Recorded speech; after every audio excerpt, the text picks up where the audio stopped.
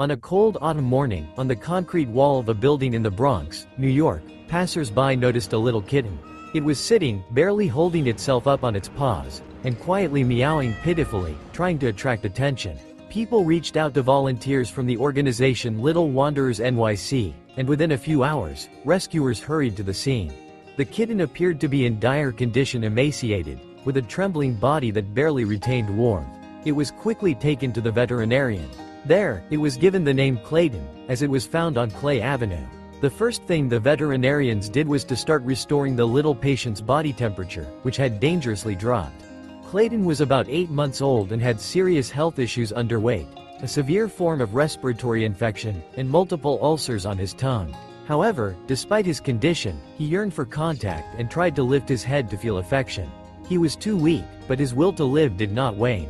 Kitten was on the brink of death, but just a few hours after his rescue, he began to revive, recalled the volunteers. Thanks to careful treatment of pneumonia, anemia, and other illnesses, we were able to stabilize his condition. His eyes opened, and his breathing became easier. A heater was set up for the little hero to regulate his body temperature, and they began fighting for his life. One of the hardest challenges was feeding. Due to the numerous ulcers and inflammation of the esophagus, Kitten refused to eat.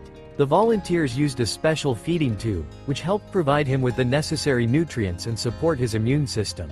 Even during this difficult time, the kitten did not lose his charming personality. He purred when people looked at him.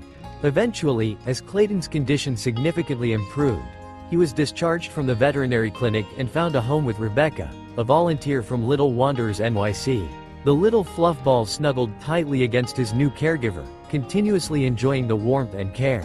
He became more active, brighter, and even more talkative, and his loud, grateful purring filled the house with new energy. Soon, Ktten began eating with appetite, which was a true victory for the entire team of volunteers.